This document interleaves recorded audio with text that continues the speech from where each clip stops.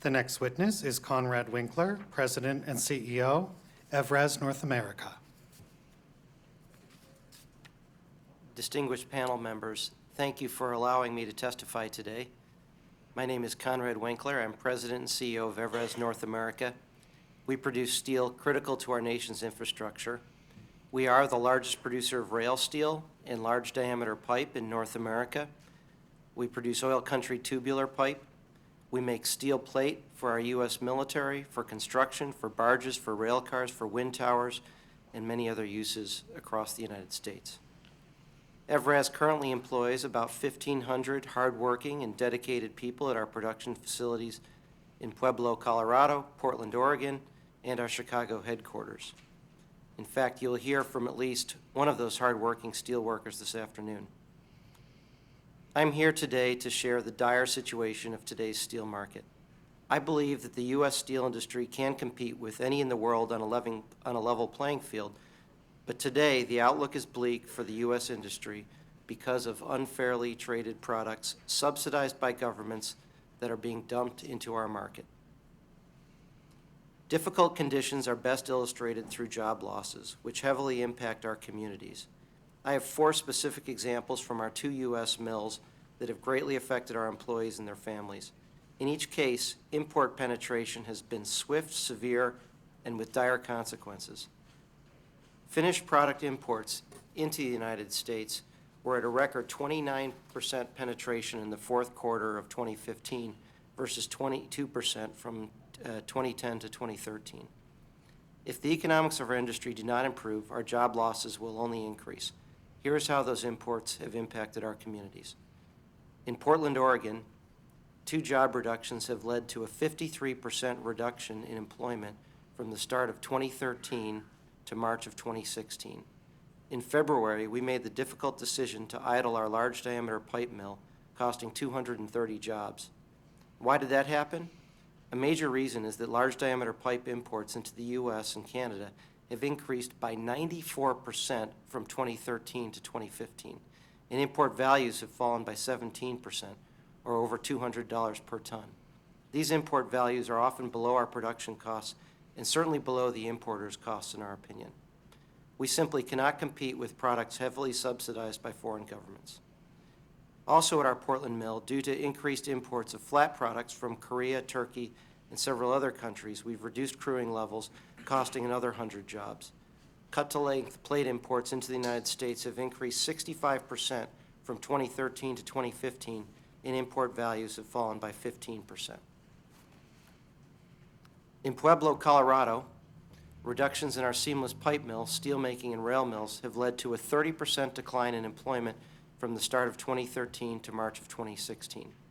Just as an aside, 25% of our Pueblo employees are veterans. A deluge of unfairly traded oil country tubular goods imports have necessitated 200 layoffs. Even with duties of up to 15%, Korean imports are still creating massive inventory stockpiles, as our previous panel members discussed, grinding U.S. production to a halt. Turkish oil country tubular goods subsidy rates were recently reduced from 16% to 2% upon appeal, and Korean appeals to lower their rates are underway. Imports have a 66% market share in 2015 compared to 53% in 2011. Our Pueblo rail mill and its steelmaking have also been impacted. Our rail is vital to commerce in the West and transportation across the country. Import volumes and pricing of rail continue to be a major problem. From 2013 to 2015, imports of rail into North America have increased by 26%, while import values have declined 18%. We've recently idled our mill for several weeks, temporarily impacting approximately 400 jobs. We've brought some of those workers back, and we hope to bring back more. These jobs are well-paid, highly skilled steelworker jobs.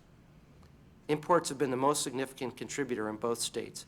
Combined with recent salaried employee reductions, our U.S. employment is down 45%, or over 1,100 people, from 2013 to March of 2016. It's vital that the administration hear our concerns and build the conditions that allow for success. Investment in technology are the lifeblood of our industry. Steel is capital intensive and requires significant investment in equipment and technologies that take years to pay back. The 4 products I mentioned earlier where we've lost sales and jobs due to imports are engineered products that require significant research and development. We've invested significantly in all of our mills to be at the cutting edge. We see foreign government loans that lower the cost of capital and eliminate market risk for their steelmakers. The only real requirement appears to be that the jobs are maintained, and it is at our expense. My company has a lot of high-value investments that we would love to be talking about executing. They're not necessarily capacity expansions, but technological innovations, product quality enhancements to put us at the cutting edge for the next 5 to 10 years. Today, as a market-based company, though, we can't make sufficient returns to make those investments. Regarding global competitors, the problem is not just China. China's flooding the world and U.S. markets with this excess steel at below market prices. In turn, exports from Japan, Turkey, and Korea have also entered the U.S. market.